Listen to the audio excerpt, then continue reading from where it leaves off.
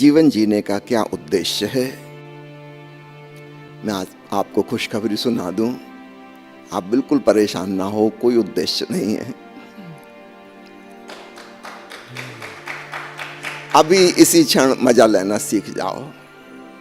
दुर्भाग्य होता अगर कोई उद्देश्य होता दूर का और हम परेशान होते, त्रस्त होते और भारी कंपटीशन होता, कुछ लोग आगे निकल गए उद्देश्य के लिए और हम पीछे रह गए, और ऐसा ना हो कि जब तक हम पहुंचे तब तक वो खत्म ही हो जाए, आउट ऑफ स्टॉक उद्देश्य हो गया, बड़ी परेशानी होती। और अगर उद्देश्य होता तो हम जीवन में कभी भी किसी भी क्षण आनंदित नहीं हो सकते थे, फिर तो शांत होने का कोई उपाय ही नहीं था, क्योंकि उद्देश्य का मतलब है जो भविष्य में है, कभी मिलेगा वो भी सुनिश्चित नहीं हुआ जा सकता, उसके साथ भय और चिंता जुड़ी ही रहेगी। कोई जरूरत नहीं कि हम पाने में सफल हो जाएं, विफल भी हो सकते हैं।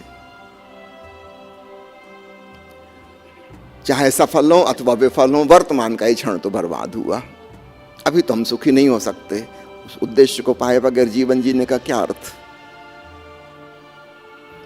जो लोग सुसाइड करते हैं ये वही लोग हैं जिनको लगता है कि जीवन निरर्थक है, उद्देश्य प्राप्त नहीं हो पा रहा, सब व्यर्थ है, बकवास है, कुछ काम का नहीं।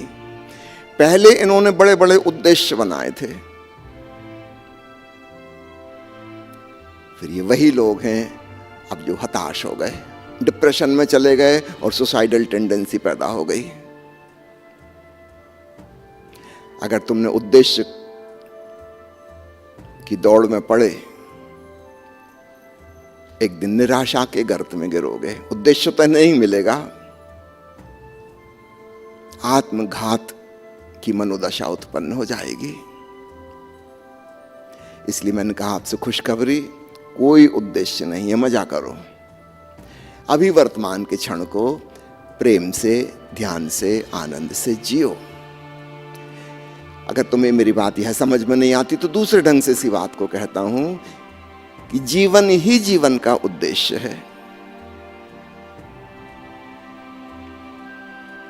उद्देश्य इसके बाहर कहीं नहीं है। इस अस्तित्व में जो भी महत्वपूर्ण है और मूल्यवान है वह स्वयं ही स्वयं का उद्देश्य है। अगर उद्देश्य उससे बाहर कहीं हो तो फिर यह बात मूल्यवान नहीं बची।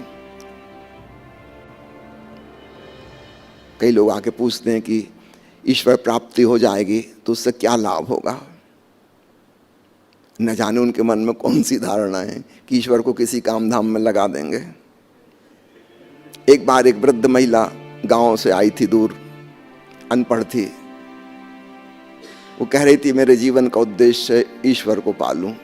मैंने मजाक में पूछा फिर क्या करोगी, मान लो मिल जाए तो। कहने लगी कि बेटा अब बुढ़ापे में 65 के ऊपर हो गई हूं, कमर दर्द और घुटना दर्द रहता है, घर के और सब काम तो मैं निपटा लेती हूं, एक कपड़ा धोना और झाड़ू पोंछा लगाना ये नहीं बनता, तो भगवान से कहूंगी बस इतना तू कर ले, बाकी सब मैं गृहस्थी संभाल रही हूं। उस अनपढ़ महिला की बात सुन के आपको हंसी आ रही है, पर आप सोचो आपको भगवान मिल जाए, आप क्या करवाओगे। वो जो कुछ भी होगा वो झाड़ू पोंछा से डिफरेंट, इससे भिन्न नहीं होगा।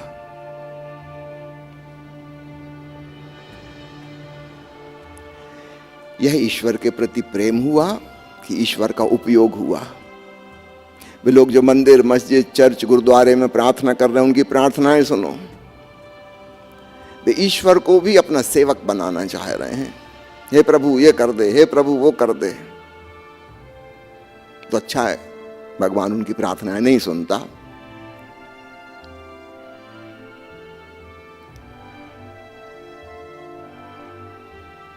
भगवान उनकी प्रार्थना सुनता है जो धन्यवाद भाव से, सेंस ऑफ ग्रेटिट्यूड से भरे हैं। मीराबाई कहती है श्याम मने चाकर राखो जी, हे प्रभु मुझे अपना नौकर रख लो, मैं तुम्हारे किसी काम आ सकूं। ये है एक सच्चे आस्तिक की प्रार्थना। हमारे तथाकथित धर्म स्थलों पर जो प्रार्थना कर रहे हैं उनकी क्या कोशिश है कि प्रभु को अपना चाकर बना लें।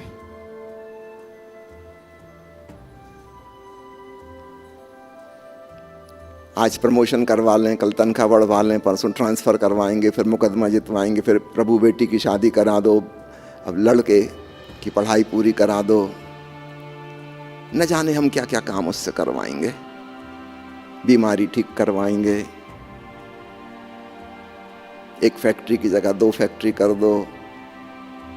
हम ईश्वर को अपना नौकर बना कर रखना चाहते हैं। और वो लोग जो मानते हैं कि परमात्मा सर्वशक्तिमान है, वो इसलिए मानते हैं क्योंकि अगर सर्वशक्तिमान नहीं तो हमारा काम करेगा कैसे? सर्वशक्तिमान तो होना ही चाहिए, सब कुछ कर सके, क्योंकि हम काम ही ऐसे उसको बताएंगे असंभव असंभव से। जो हम नहीं कर पा रहे तो हमसे कोई बड़ा शक्तिशाली हो तो ही कर पाएगा।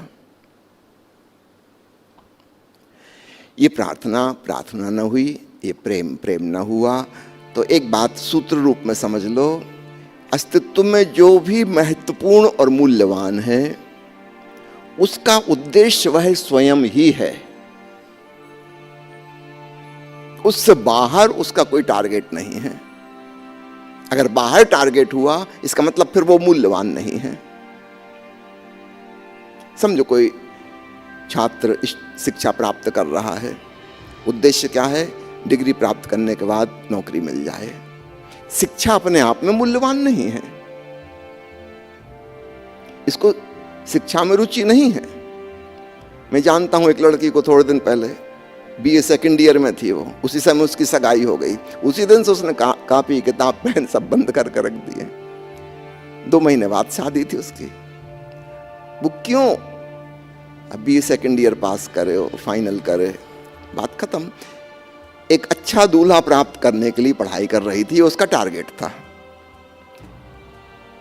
उसको ग्रेजुएशन से कोई मतलब नहीं है। अब वो दूल्हा बीच में मिल गया, अब कौन किताबों को हाथ लगाएगा? अब क्यों कॉलेज जाएंगे?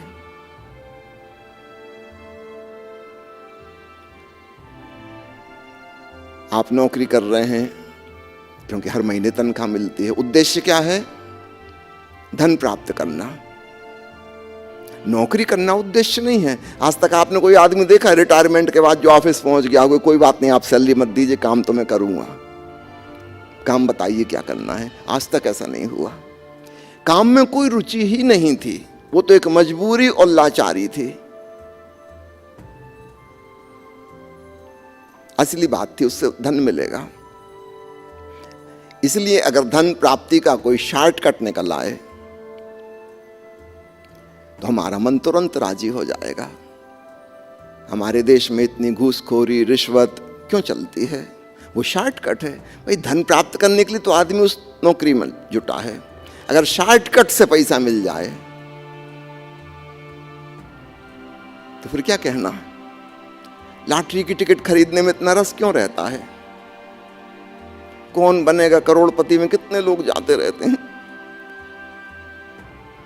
अगर आसान तरीके से मिल जाए फिर कठिन तरीका कौन अपनाएगा? और जो बन जाएगा करोड़पति फिर वो क्यों एक छोटी सी नौकरी करेगा? उसे काम में कोई रुचि नहीं थी, वो तो एक लाचारी थी।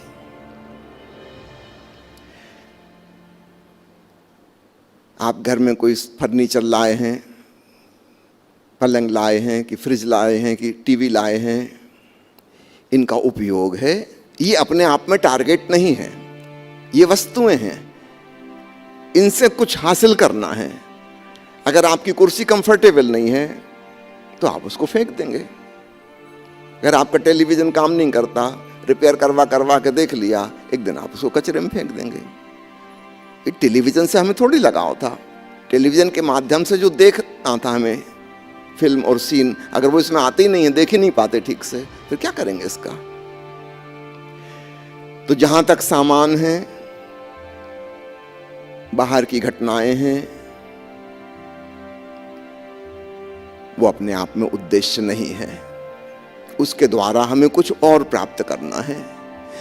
लेकिन जो महत्वपूर्ण और मूल्यवान बातें हैं वो स्वयं अपने आप में लक्ष्य हैं। इसलिए मत पूछिए जीवन का लक्ष्य क्या है, अभी इसी क्षण खूब आनंद पूर्वक जीना शुरू कर दें।